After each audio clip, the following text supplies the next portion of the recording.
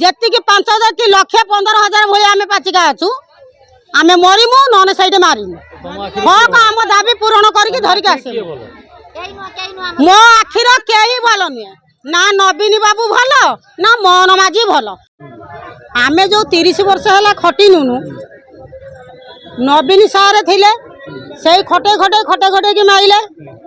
କିନ୍ତୁ टंका 1000 2000 आउ बढ़लानी। आमे छुआ को सका 9टा बेलू आसमु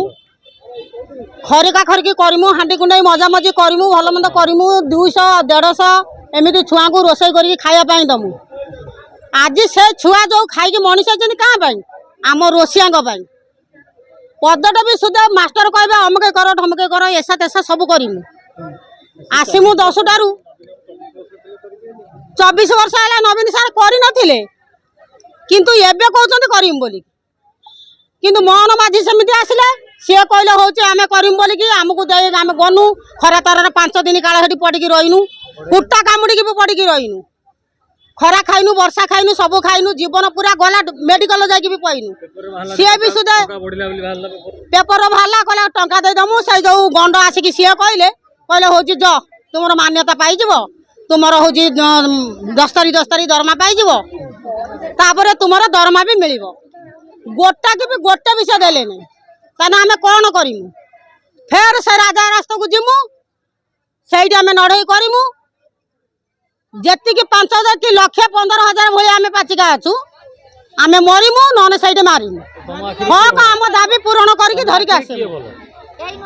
मो आखिर केही भल नुहे ना नवीन बाबू भल ना मोहन माझी भल आम संघ भल तो आम भल आम संघ धरिक आम नड़ीमु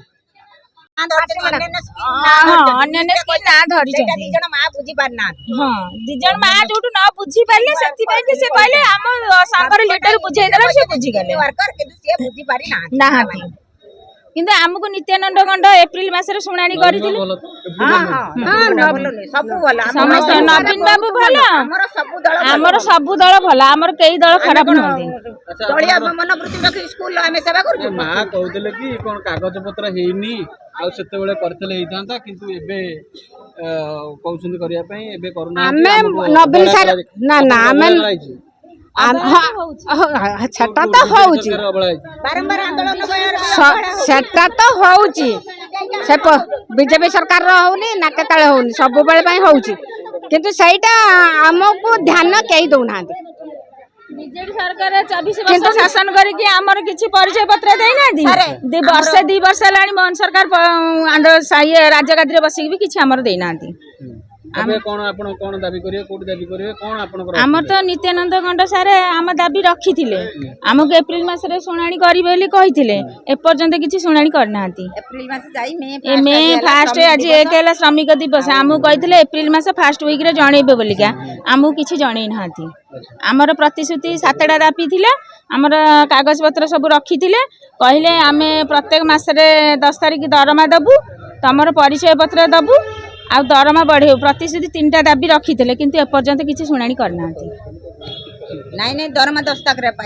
तारीख दरमा आमर जो 3 मासरे बाकी थिला आमे स्ट्राइक कला भितर आमर 3 मासरे दाबी जो दरमाटा पळै आसीची किंतु आमर आउ जो 2टा दाबी आमर पूर्ण करना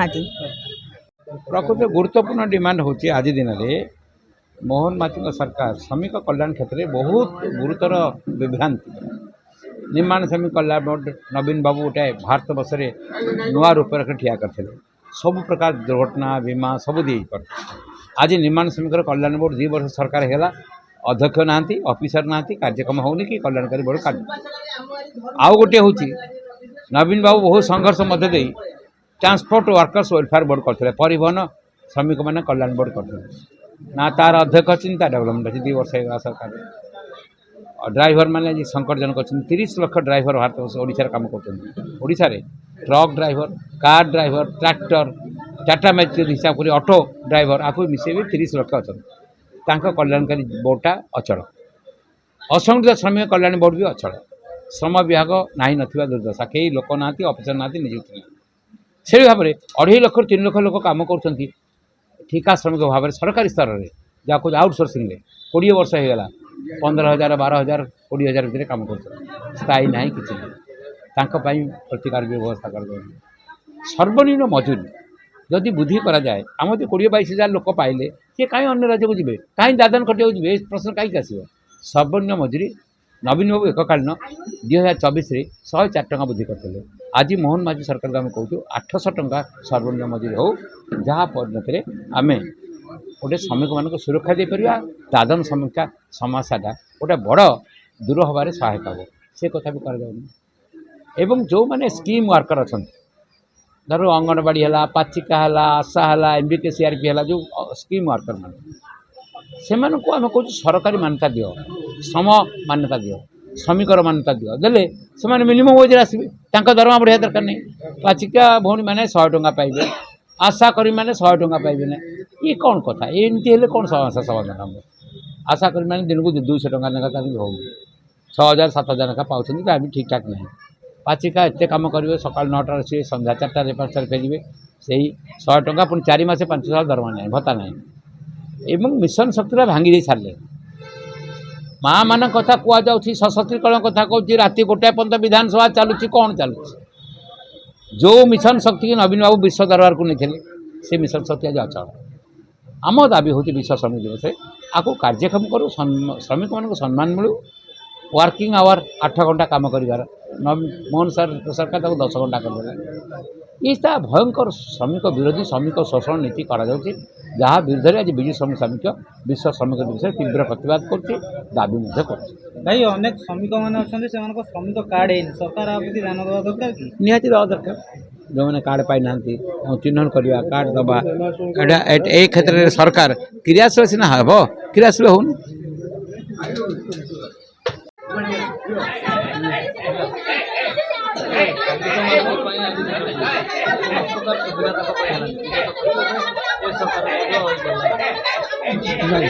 आपण जानतु गोटे मनोवृत्ति रहा दरकार पूर्व जो सरकार थिले से माने श्रमिकर स्वार्थ किभली सुरक्षित रहिबो सेतिपई उद्यम करथिले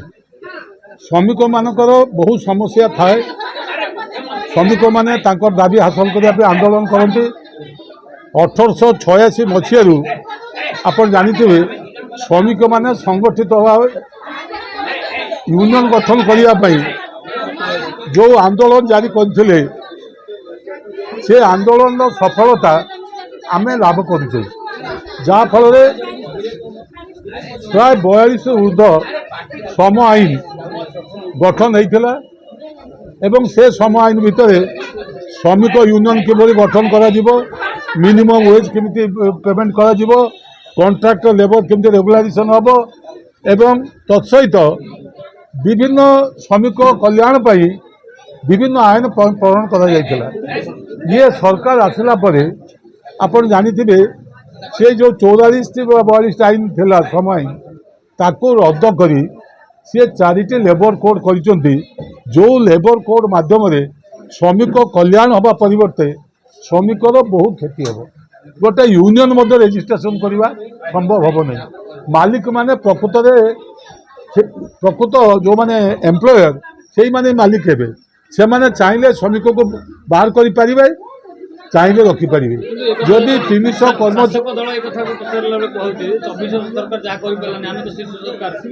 शुणु से पचार जाऊ